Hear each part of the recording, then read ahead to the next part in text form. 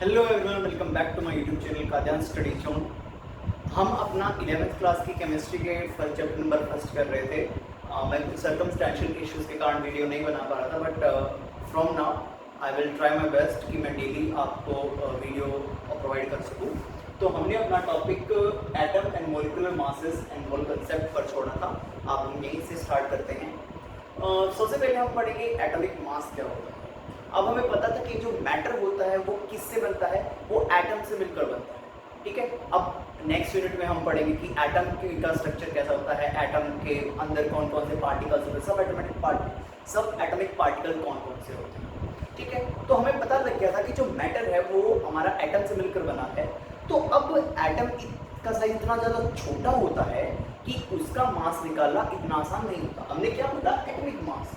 अब उसका इतना ज़्यादा छोटा होता है हमारा एटम कि उसका मास निकालना इम्पॉसिबल। तो हमारे साइंटिस्ट ने बहुत सारे मेथड निकाले और इससे पहले हमने एक मेथड पढ़ा था, एवोगैड्रो हाइपोथेसिस।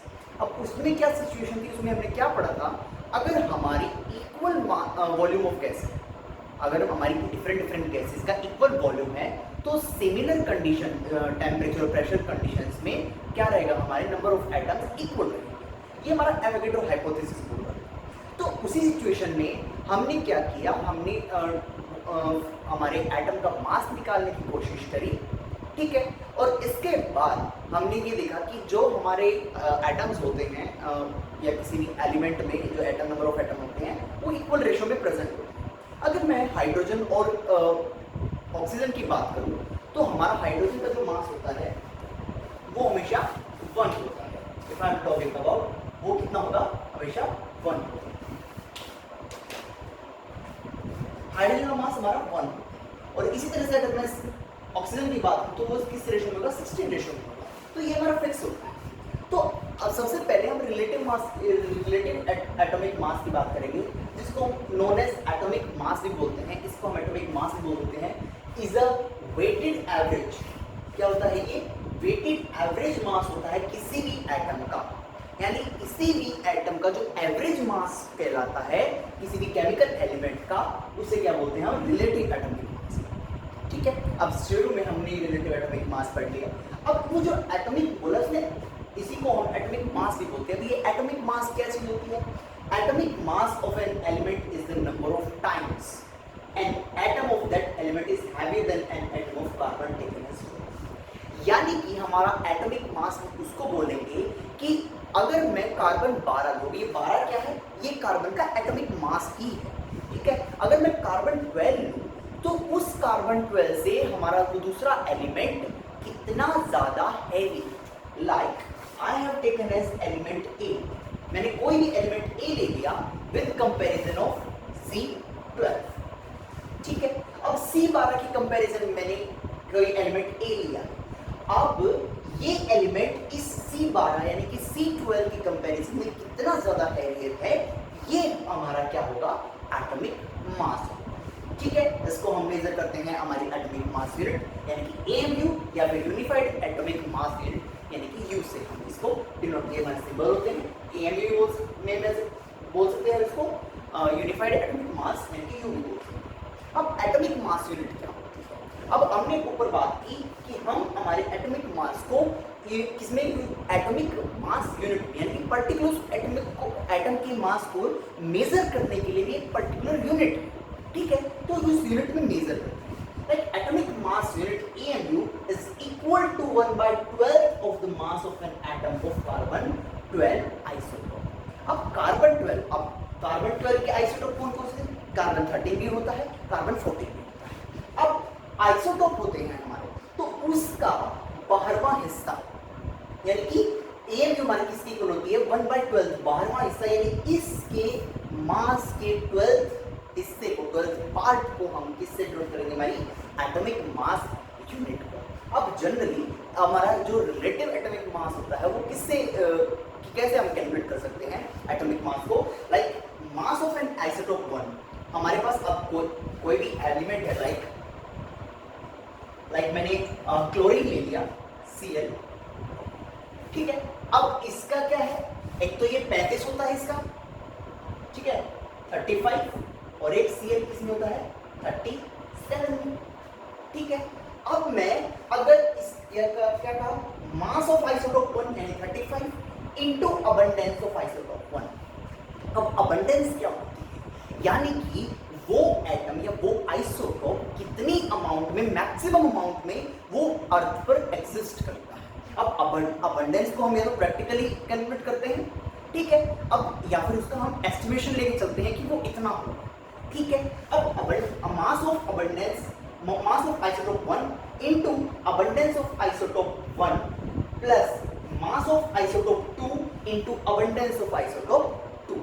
क्लियर है, divide by sum of both की क्या है, अबंडेंस को हम सम करते हैं। इस तरह से हम अपने क्या है एटॉमिक मास को कैलकुलेट कर सकते हैं। ठीक है, अब हमने क्या पढ़ा कि हम अपना एटॉमिक मास कैसे निकाल सकते हैं। लाइक मास ऑफ आइसोटोप, अभी मैंने क्लोरीन का एग्जांपल लिया था, मैंने एक आइसोटोप ले लिया क्लोरीन का, क्लोरीन 35 ले लिया, ठीक है, और एक ले लिया मैंने क्लोरीन 37।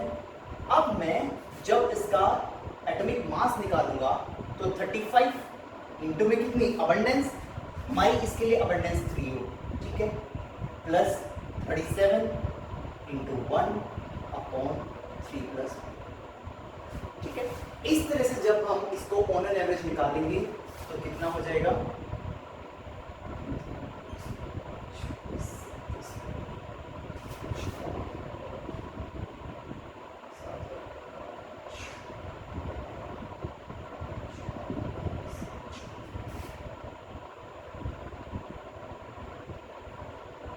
लगभग 35.5, यानी कि हमारे क्लोरीन का जो मास निकल गया वो क्या निकला, 35.5।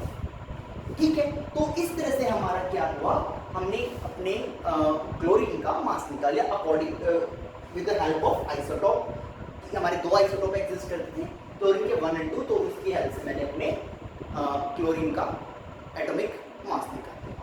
ठीक है, अब जब हम इस तरह से निकालते थे तो यहाँ पर एक सिचुएशन, अब हमने क्या पढ़ा था कि atomic mass of element is the number of times, यानी कितने टाइम्स वो हैवियर है, उससे हम क्या करते थे, इसको मेजर करते हैं, यानी कि कार्बन 12 से वो कितना ज़्यादा हैवियर है वो एलिमेंट, वो हमारा एटॉमिक मास होगा। बट यहाँ पर वो मॉडिफिकेशन आया कि एटॉमिक मास अब ये नहीं होगा, atomic mass will be the क्या होगा, एवरेज रिलेटिव मास। अब रिलेटिव मास क्या था, अब रिलेटिव मास हमने पढ़ा था कि खुद एवरेज एटॉमिक मास होता है, ठीक है, एवरेज ऑफ एनी एटम, ठीक है, average of mass of any atom. ठीक है, तो अब क्या बनेगी डेफिनेशन एटॉमिक मास की, atomic mass is the average of relative atomic mass compared with carbon 12 taken as 12। लिख देते हैं। अब देखो, atomic mass of an element is the average relative mass of its atom as compared with an atom of carbon। अभी हमने पढ़ा था, अभी मैंने बताया कि किसी भी एटॉमिक, अभी हमने क्या बताया था कि एटॉमिक मास किसी भी एलिमेंट का क्या होगा कि कार्बन 12 से वो एलिमेंट कितना ज्यादा हैवी है, उसकी कंपैरिजन, बात खत्म। अब यहाँ पर ये बोल रहा है कि atomic mass of an element is the average relative मास, यानी ये एवरेज रिलेटिव मास होगा एटॉमिक मास, उसके रिलेटिव मास का एवरेज करेंगे तब जाके हमारा किसी एक एटम का एटॉमिक मास निकलेगा। ठीक है, अब वो कैसे निकालेंगे, ये हमारा है sum of average relative mass is equal to summation p क्या है, अबंडेंस, कि कितना ज्यादा अबंडेंट है वो, ठीक है, ए क्या है, एटॉमिक मास डिवाइड बाय ये परसेंटेज में निकल जाएगा। ठीक है, इसको हम फ्रैक्शनल अबंडेंस में निकालते हैं। अब फ्रैक्शनल अबंडेंस क्या होती है, फ्रैक्शनल अबंडेंस होती है कि कोई भी आइसोटोप कितने ज्यादा एटम से मिलकर बना, वो कितने ज्यादा लाइक कितना ज्यादा मास होता है, कितने एटम से मिलकर बना हुआ। ठीक है, वो हमारे क्या है, फ्रैक्शनल अबंडेंस हो जाएगी। अब कैसे करेंगे आगे देखिए। अब देखिए, यानी कि हम इसको किस टर्म्स में ले सकते हैं, हम इसको फ्रैक्शनल अबंडेंस की फॉर्म में लिखते हैं। एफ क्या हमारा fractional abundance of N isotope क्या होता है, fractional abundance of N isotope is the fraction of number of atom comprised in an isotope. जितने भी एटम्स हमारे आइसोटोप में प्रेजेंट होंगे, कंप्राइज्ड होंगे, उसको हम क्या बोलेंगे हमारी फ्रैक्शनल अबंडेंस बोलेंगे किसी भी आइसोटोप। और इसी फ्रैक्शनल अबंडेंस के बेस पर हम अपने डिफरेंट टाइप ऑफ एलिमेंट्स का डिफरेंट मास हमारा निकाल सकते हैं। जैसे कि हाइड्रोजन 1.008 लगभग 1 के बराबर, हीलियम का 4, लिथियम का 6.94 लगभग 7 के बराबर, बेरिलियम 9.01 9 के बराबर, boron 10.8, carbon 12, nitrogen 14, oxygen 16, fluorine 19, neon 20.2, sodium 23, magnesium 24.3, aluminium 27.0, silicon 28.1, phosphorus 31, sulphur 32.1, chlorine 35.5। जो अभी निकाला था रिलेटिव एटॉमिक मास बात करते हैं, हमने क्या है आइसोटोप 1 लिया था into abundance of isotope 1 plus isotope 2 का मास और साथ में अबंडेंस ऑफ आइसोटोप 2 और divided by sum of abundance of both of the isotope. तो 35.5 ही निकला। ये रहा argon 39.9 approximately equal to 40, potassium 39.1 approximately equal to 39 and calcium is equal to 40.1 approximately equal to 40। ठीक है, तो इस तरह से हम क्या है अपने डिफरेंट एलिमेंट्स का एटॉमिक मास आसानी से निकाल सकते हैं। अब हम पढ़ेंगे अपना molecular mass, gram atomic mass. अब देखिए, अभी हम बात करेंगे ग्राम एटॉमिक मास। अगर अभी हमने बात की एटॉमिक मास की कि एटॉमिक मास कैसे निकालते हैं, क्या होता है।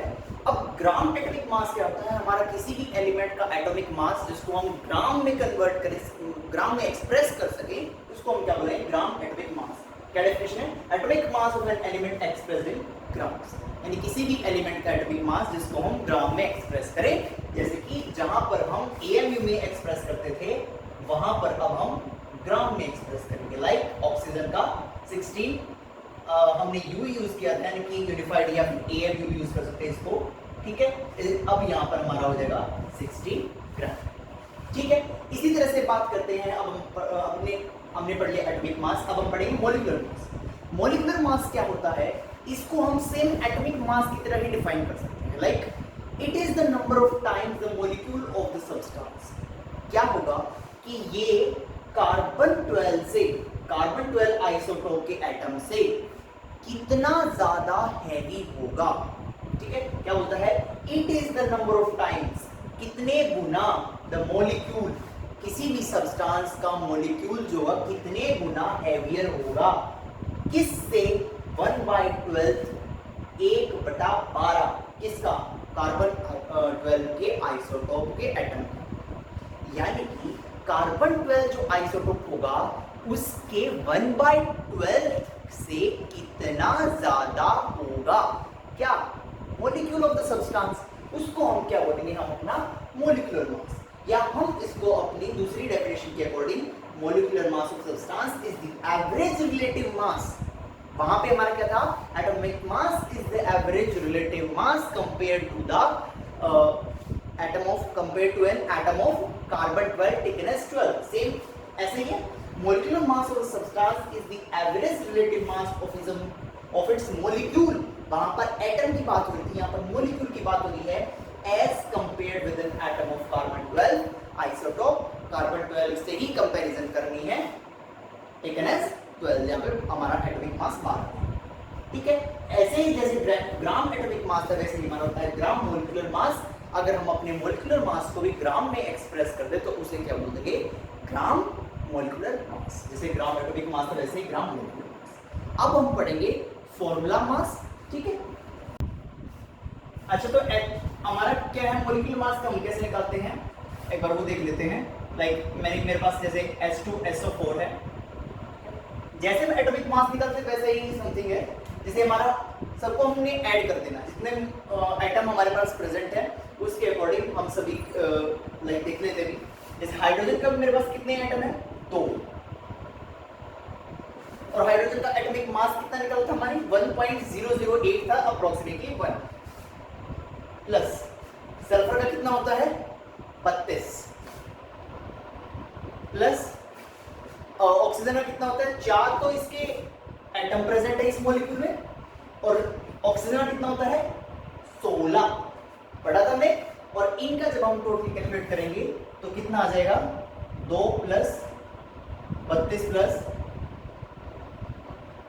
64 ठीक है। जब मैं इसका टोटल करूंगा तो मेरा बन जाएगा 98 ठीक है। तो इस तरह से मैं अपना मोल, अब हम पढ़ेंगे अपना फॉर्मूला मास। क्या पढ़ेंगे? Formula mass. अब हमने देखा कि इस तरह से हम अपना मोलिकुलर मास निकाल सकते हैं। अब फॉर्मूला मास क्या है? जैसे कि अगर हमारे पास मैं बात कर देता हूं NaCl HNO3 ये स्पीशीज है। अब ये दोनों क्या है हमारे पास? जैसे लाइक मैं अगर बात करूं आयनिक स्पीशीज है ठीक है। NaCl Na+, Cl negative, H positive, HNO3 nitrate negative, ये आयनिक स्पीशीज है ठीक है। यानी कि हमारा क्लोरीन क्या है? सोडियम एटम से घिरा हुआ। इसी तरह से नाइट्रोजन क्या है? हाइड्रोजन एटम से घिरा हुआ होगा ठीक है। तो इसके लिए हम क्या करते हैं? हमारे मॉलिक्यूलर फॉर्मूला नहीं, यहां पर हम अपना फॉर्मूला मास निकालते हैं ठीक है। इसका मेथड सेम रहता है जैसा हमारा मॉलिक्यूलर फॉर्मूला निकालने में यूज करते हैं, बस इसका नाम क्या रख दिया गया? फॉर्मूला मास रख दिया ठीक है। जैसे हम NaCl का निकालेंगे ठीक है। NaCl का अगर मैं निकालूं तो सोडियम का कितना होता है? 23 प्लस क्लोरीन का कितना होता है? 35.5। ये हमारी आयनिक स्पीशीज थी, इसलिए इनके लिए जो निकालते हैं, इनका मास निकालते हैं तो उसको बोलते हैं फॉर्मूला मास। तो कितना बन जाएगा हमारा टोटल? क्योंकि 1 इसका एटम और 1 इसके एटम, तो कितना बन जाएगा हमारा? यहाँ पर बनेगा 58.5 ठीक है। इसी तरह से हम अपना HNO3 का भी निकाल सकते हैं। तो इस तरह से, और ये है हमारा फॉर्मूला मास। इसके बाद एक टर्म और आती है हमारा ग्राम फॉर्मूला मास ठीक है। अब हमने पढ़ा था gram atomic mass, gram molecular mass, इस तरह से आता है ग्राम फॉर्मूला मास ठीक है। अगर हम जब हम अपने फॉर्मूला मास को ग्राम की फॉर्म में एक्सप्रेस कर देते हैं तो उसको हम बोल देते हैं हम अपना ग्राम फॉर्मूला मास। आज के लिए इतने पढ़ते हैं। अभी हमने पढ़ लिया एटॉमिक मास और मॉलिक्यूलर मास पढ़ लिया है। अब नेक्स्ट कंसेप्ट उसमें हम अपना मोल कंसेप्ट पढ़ेंगे, उसके कुछ एग्जाम्पल देखेंगे, फिर इसके बाद हमारी बैलेंसिंग इक्वेशन आती है जो हमने 10th क्लास में ही पढ़ी हुई है ठीक है। इसके बाद हमारी स्टोइकियोमेट्री आती है and then after chapter will be over. अब आज के लिए इतना ही। नेक्स्ट मोल कंसेप्ट हम करेंगे अगली वीडियो में। तब तक के लिए stay safe, stay healthy, good bye.